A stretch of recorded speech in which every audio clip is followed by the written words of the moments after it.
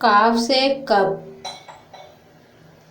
अस्सलाम वालेकुम मेरी प्यारी बहनों, आज हम जो लफ्ज़ पढ़ेंगे वो लफ्ज़ है काफ से कप। कप काफ से आता है और इसमें गर्म चाय पी जाती है। दफ्तर हो या घर, शादी हो या पार्टी, दावत हो या फारिग बैठे रहो, मगर एक चीज़ जिसका रास्ता गुर्बत भी नहीं रोक सकी वो है चाय का कप। सर में दर्द है तो फ़ौरन चाय पी लो। तबीयत जैसी भी ख़राब हो, चाय सबसे पहले दी जाएगी। दादी अम्मा को अगर सुबह उठते ही चाय का कप ना मिले तो एक हंगामा बर्पा कर देती हैं। मेहमान आ गए, चाय।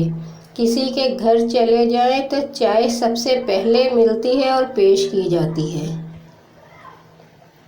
दुनिया में अगर चाय के कप गिने जाएं कि एक दिन में कितनी चाय के कप पिए जाते हैं तो यकीन करें कि हर लम्हा पुरजोश के वसीम बादामी भी हिसाब नहीं लगा पाएंगे, क्योंकि इन सब के हाथ में खुद भरे हुए बड़े बड़े चाय के कप होते हैं। चाय के नुकसानात गिनना हमारा काम नहीं, हमारा काम बस चाय पकाना, पिलाना और ख़ुद पीना है। मेरी प्यारी बहनों, ये भी पढ़ाई है। काफ से कप पढ़ें या हम काफ से कबूतर पढ़ें, ये हमारी अपनी मर्ज़ी है कि हम काफ से क्या पढ़ते हैं। ज़िंदगी के मामला सुलझाने हों या बिगाड़ने हों, ये सारी बातें चाय के भरे कप हाथ में पकड़ के ही होते हैं।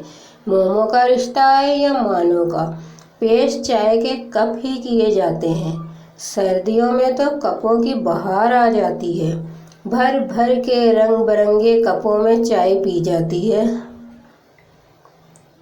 कप में आप यखनी, सूप, कहवा या कॉफ़ी भी पी सकते हैं। ये बिल्कुल ज़रूरी नहीं कि आप लोग कप में सिर्फ चाय ही पिएं। कप हर घर की ख़ास ज़रूरत है।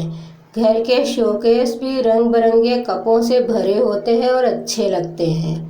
अच्छी बात, कप में चाय ज़रूर पीजिए, मगर चाय को खुद पर हावी मत करें। चाय कोई ज़िंदगी नहीं, बस एक टी टाइम है। मिलजुल कर चंद मिनट साथ साथ बैठना और बस। अल्लाह हाफिज़।